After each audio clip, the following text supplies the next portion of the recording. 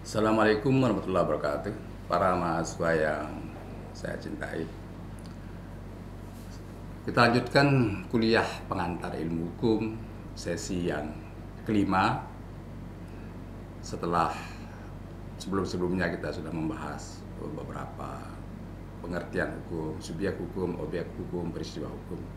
Maka sekarang kita akan mencoba untuk mengkaji tentang penggolongan hukum. Penggolongan hukum memang kompleks sekali. Ada yang membagi hukum itu berdasarkan sumbernya. Nah, pada sumbernya satu, sumber hukum itu satu undang-undang. Kedua, sumber hukum bisa kebiasaan yang terjadi di masyarakat, itu sumber hukum, kebiasaan. Yang ketiga adalah perjanjian internasional atau traktat, itu adalah sumber hukum. Yang keempat, jurisprudensi, putusan-putusan pengadilan yang sudah mempunyai kekuatan hukum, itulah sumber hukum. Dilihat dari sumbernya, ya. Dari penggolongan dilihat dari sumbernya. Yang kelima adalah doktrin, pendapat para ahli, teori-teori yang dilahirkan oleh ahli, itu sumber hukum. Tidak mustahil di dalam putusan-putusan Mahkamah Agung di Belanda itu banyak dituangkan pendapat-pendapat ahli di dalam putusan Hooggerecht, ya, putusan-putusan Mahkamah Agung Belanda, ya. Hooggerecht, maksud saya Hooggerecht bukan Hooggerecht, Hooggerecht. Lalu Profesor Sanusi menambah sumber hukum itu apa yang disebut revolusi. Revolusi bisa menjadi sumber hukum apabila sumber hukum revolusi itu yang berhasil. Tapi kalau gagal, maka revolusi itu dianggap sebagai sebuah pembangkangan. Itu penggolongan hukum dilihat dari sumbernya. Maka berikutnya ada hukum dibagi berdasarkan bentuknya. Ya, tadi sumber, sekarang bentuknya. Ada dua bentuk hukum dilihat dari bentuknya, yaitu satu, hukum yang tertulis dan dikodifikasikan. Maksudnya dikodifikasikan, dibukukan dalam satu kitab undang-undang, tertulis dan dikodifikasikan dalam satu kitab undang-undang. Contohnya kitab undang-undang hukum perdata, itu kitab Wet Book, BW, Burgerlijk Wet Book, kitab undang-undang hukum perdata. Itu kitab, ada kitab undang-undang hukum pidana yang bersumber dari Wetboek van Strafrecht, itu kitab undang-undang hukum pidana. Jadi kitab. Lalu ada hukum yang kedua, jadi dilihat dari bentuknya, ada hukum tertulis tapi tidak dikodifikasikan dalam kitab undang-undang, tidak dalam Wetboek. Ya, kita bisa tahu undang-undang PT, yaitu hukum tertulis, ya, tapi tidak dalam sebuah kitab. Bentuknya undang-undang. Undang-undang 40 2007 tentang perseroan terbatas dan undang-undang berbagai macam undang-undang. Itu dilihat dari bentuknya. Lalu penggolongan hukum dilihat dari tempatnya. Dibagi juga bahwa ada hukum yang nasional dan hukum internasional. Hukum nasional yaitu hukum yang berlaku di Indonesia saja, hukum nasional. Ya.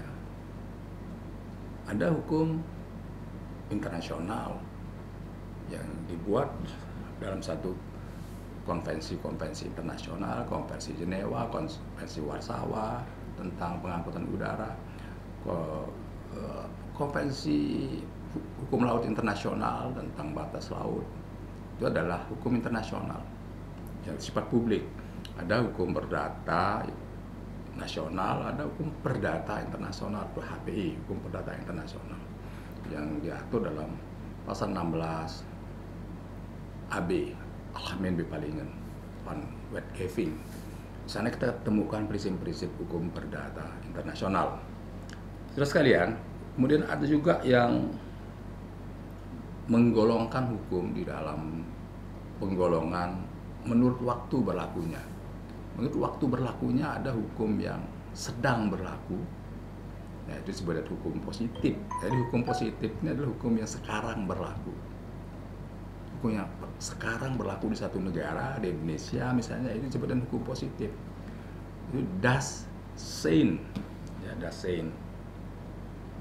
Ada hukum yang dicita-citakan berlaku. Ya, das sollen. Ius constituendum. Das sollen. Kalau das sein itu ius constitutum yang berlaku saat ini, ius constitutum, atau das sein yang sekarang berlaku, ius constitutum yang sekarang berlaku, yang dicita-citakan, diharapkan berlaku, ius constituendum. Ada undang-undang sudah diundangkan tapi belum berlaku, kadang-kadang diberlakukan 3 tahun yang akan datang dengan terbitnya PP, misalnya tentang produk halal, undang-undang tentang produk halal itu tidak semerta-merta diberlakukan, tapi 3 tahun setelah terbitnya PP tentang undang-undang tersebut, itu berarti dia ius constituendum, dicita-citakan berlaku. Tidak selalu undang-undang begitu diputuskan oleh DPR bersama Presiden lalu dia berlaku, tergantung kapan dia mulai berlaku. Itu dicita-citakan. Itu dilihat dari waktu berlakunya. Ada juga menurut cara mempertahankannya. Hukum digolongkan menurut cara mempertahankannya. Bagaimana ini enggak pembagiannya? Ada hukum formil dan hukum material. Apa itu hukum material? Ya, hukum yang mengatur hak dan kewajiban orang, itu hukum material. Hukum perdata, hukum pidana, itu isinya itu adalah hak dan kewajiban, larangan, kebolehan, dan segala macam. Itu hukum material, mengatur hak dan kewajiban warga negara. Lalu apa itu hukum formil? Hukum formil hukum yang mengatur cara mempertahankan hukum material. Bagaimana hukum material ini bisa dipertahankan, bisa dilaksanakan di depan sidang, maka disebut dengan hukum acara. Hukum acara itu termasuk hukum formil. Jadi itu dilihat dari cara mempertahankan, ada 2, hukum material dan hukum formil. Hukum formil ini hukum acara perdata, hukum acara pidana, hukum acara PT-UN, dan seterusnya. Yang berikutnya ada yang membagi penggolongan hukum itu menjadi sifatnya. Ada hukum yang dikatakan sifatnya memaksa, ada hukum yang sifatnya mengatur. Yang memaksa, hukum ini tidak boleh dikesampingkan misalnya. Harus apa bunyi pasal, apa teks harus dilaksanakan, memaksa. Tapi ada yang sifatnya mengatur, boleh dikesampingkan. Tapi sekali kita sudah memakai hukum yang sifatnya hanya mengatur, maka dia menjadi memaksa. Silahkan, kita mau membuat perjanjian, maka perjanjian itu sekali kita tulis apa isinya berlaku sebagai undang-undang sifatnya memaksa. Awalnya mungkin perjanjian itu misalnya jual beli, bahwa penyerahan barang di tempat penjual. Kalau saya beli barang TV, ya saya terima barang saya di toko. Tapi kadang-kadang ini dikesampingkan dengan suatu perjanjian. Maka perjanjian sifatnya memaksa, bahwa saya harus terima di rumah. Jadi hukum yang mengatur dan menjadi hukum yang memaksa. Itulah saudara-saudara sekalian, para mahasiswa, penggolongan hukum dalam pengantar ilmu hukum yang nanti pada kuliah-kuliah pada level semester-semester yang lebih tinggi akan dijumpai bagaimana materi hukum acara, bagaimana materi hukum material, bagaimana materi hukum yang berlaku secara nasional dan secara internasional. Demikian kuliah kita. Terima kasih. Assalamualaikum warahmatullahi wabarakatuh.